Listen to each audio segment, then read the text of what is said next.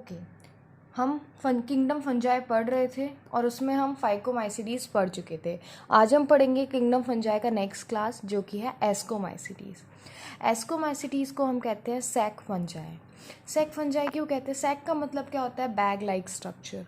तो इनमें कोई bag like structure obviously present होगा, तभी हम इसको क्या बोलते हैं? सैक फंजाई बोलते हैं। क्या प्रेजेंट होता है इनमें? Sac like structure. इनमें सैक लाइक स्ट्रक्चर प्रेजेंट होता है। एस्कस, एस्कस क्या होता है? एस्कस वो एक जगह है, वो एक स्ट्रक्चर है एस्कोमाइसीडीज़ में, जहाँ एस्कोस्पोर्स बनते हैं। एक्सोस्पोर्स हमने अभी जब हमने रिप्रोडक्शन पढ़ा था तब हमने पढ़ा था कि एक्सकोस्पोर क्या है? एक सेक्शुअल स्पोर है। तो सेक्शुअल स्पोर एस्कोस्पोर कहाँ प्रोड्यूस होते हैं? सैक लाइक स्ट्रक्चर एस्कस में, तभी हम एस्कोमाइसीडीज़ को क्या कहते हैं? सैक फंजाई कहते हैं। ठीक है, और फिर बोल रहे हैं ascomycetes are mostly multicellular like penicillium and rarely unicellular. Mostly तो ये मल्टी सेलुलर होते हैं। Penicillium which is a source of antibiotic, हमने पढ़ा था इंट्रोडक्शन में।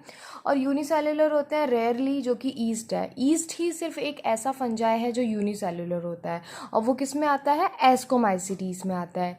ईस्ट किसके लिए यूज़ होता है? ब्रेड और बियर बनाने के लिए यूज़ होता है। ठीक है, जो एस्कोमाइसीडीज़ होते हैं वो सेप्रोफिटिक होते हैं, मतलब डेड और डिकेइंग मैटर पे फीड करके अपना न्यूट्रिशन ले सकते हैं।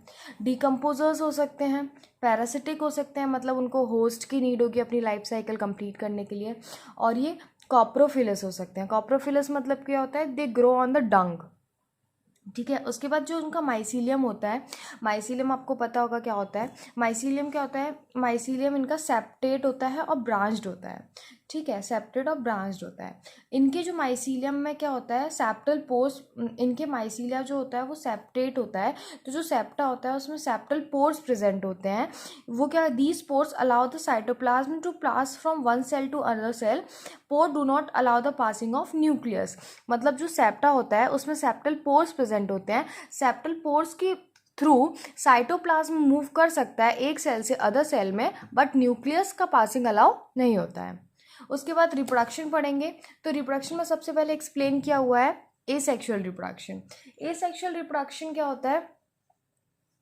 कोनिडिया जो स्पोर्स होते हैं वो एसेक्सुअल स्पोर्स होते हैं, हमने पढ़ा था पहले, जो कि कहाँ बनते हैं? कोनोडियोफोर पे बनते हैं। अब कोनोडियोफोर क्या होता है? कोनोडियोफोर एक तरीके का माइसीलियम ही होता है।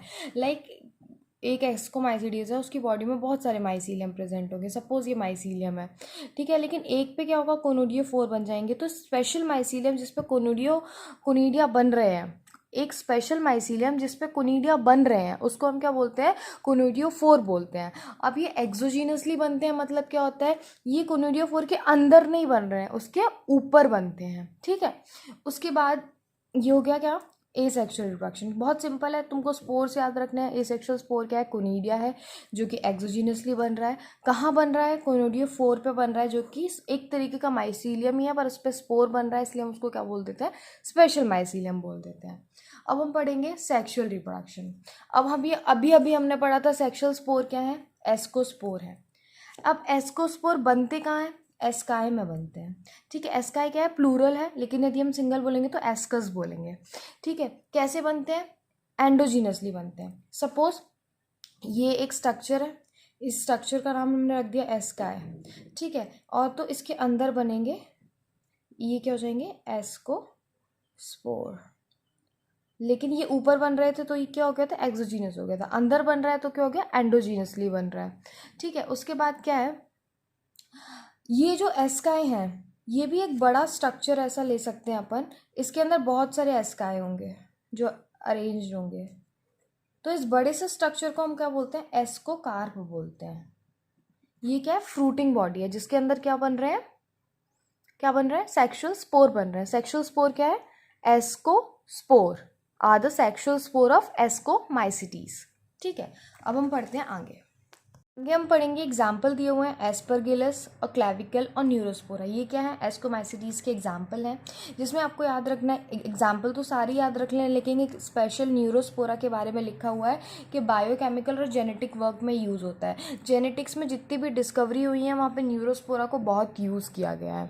ठीक है, उसके बाद बताया गया है कि एडिबल भी होते हैं कुछ, जैसे मोरल्स एंड ट्रफल्स। ये पूछा जाता है कि एडिबल फंजाई कौन से हैं, तो morel and truffles are edible, और ये बहुत महंगे आते हैं हैं और ये are consider as a delicacies मतलब ये खाने के लिए यूज़ होते हैं। ठीक है।